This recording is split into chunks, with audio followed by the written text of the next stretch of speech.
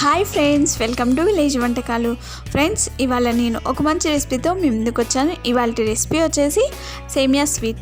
సేమియాతో ఇలా స్వీట్ చేసుకోండి, చాలా బాగుంటుంది, చాలా రుచికరంగా ఉంటుంది.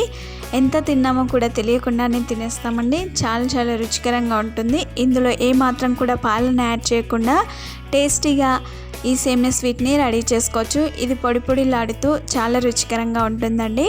మీకు ఏదైనా స్వీట్ తినాలనిపించినప్పుడు, అలాగే మీ పిల్లలు ఏదైనా స్నాక్ అడిగినప్పుడు వేడివేడిగా ఇలా సేమియా స్వీట్ చేసి పెట్టినట్లయితే చాలా ఎంజాయ్ చేస్తూ యమ్మీగా ఈ స్వీట్ని టేస్టీగా తినచ్చండి. చాలా సూపర్గా ఉంటుంది. ప్రాసెస్లోకి వెళ్ళే ముందు నాది ఒక చిన్న రిక్వెస్ట్ ఫ్రెండ్స్. ఫస్ట్ టైం మా వీడియోని చూస్తున్నట్లయితే వెంటనే సబ్స్క్రైబ్ చేసుకోండి. పక్కనే ఉన్న బెల్ సింబల్ని ప్రెస్ చేసినట్లయితే మేము పెట్టే ప్రతి వీడియో నోటిఫికేషన్ మీ మొబైల్కి వచ్చేస్తుంది. ఇక ఆలస్యం చేయకుండా దాని ప్రాసెస్లోకి వెళ్దాము.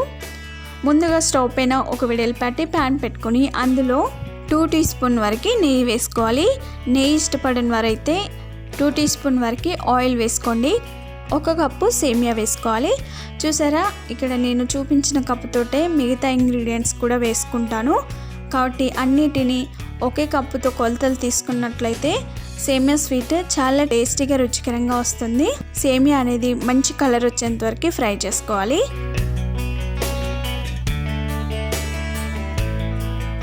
పచ్చివాసన పోయి లైట్ గోల్డెన్ కలర్లోకి వచ్చిన తర్వాత జీడిపప్పు అలాగే బాదం పలుకుల్ని సన్నగా కట్ చేసుకొని వేసుకోవాలి.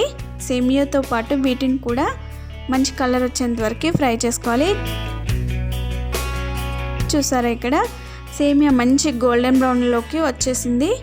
ఈ కలర్ వచ్చిన తర్వాత వీటిని ఒక ప్లేట్లోకి కానీ బౌల్లోకి కానీ ట్రాన్స్ఫర్ చేసుకోవాలి. ఆ తర్వాత అదే బాండిని స్టవ్ పై పెట్టుకొని 1 కప్పు సేమియాకి 2 కప్పుల వాటర్ వేసుకోవాలి.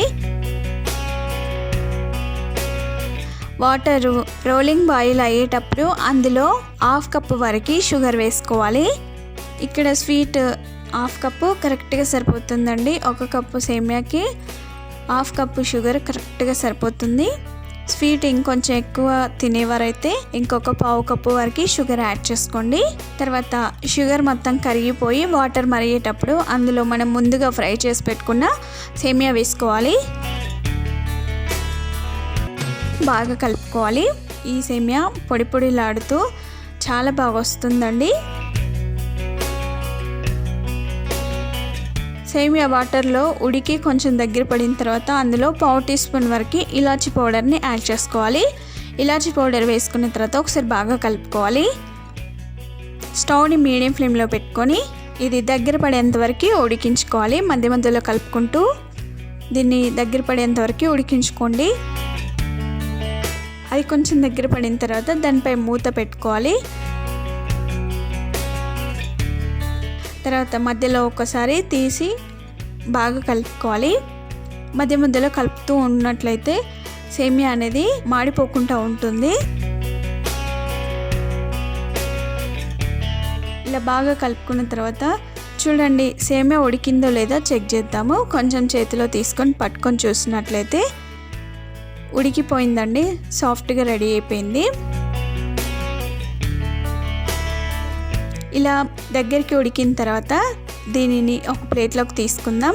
చూడండి, సేమియా స్వీట్ పొడి పొడిలాడుతూ ఎంత చక్కగా వచ్చిందో. చాలా రుచికరంగా ఉంటుందండి. వేడిగా సర్వ్ చేసుకున్నా పర్లేదు, లేదంటే చల్లారిన తర్వాత అయినా సర్వ్ చేసుకున్నా సూపర్ టేస్టీగా ఉంటుంది.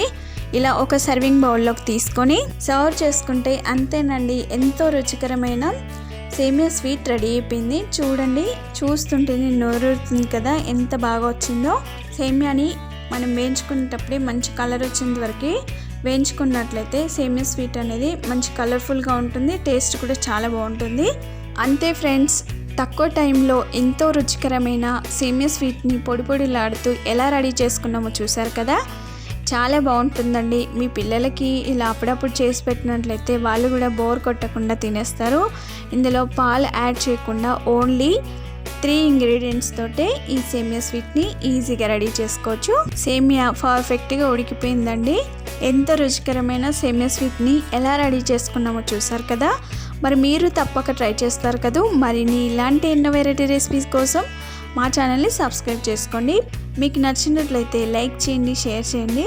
మీరు తప్పక ట్రై చేసి మీకు ఎలా వచ్చిందో మీ ఫీడ్బ్యాక్ని కామెంట్ చేయండి. Thank you for the watching. Bye bye.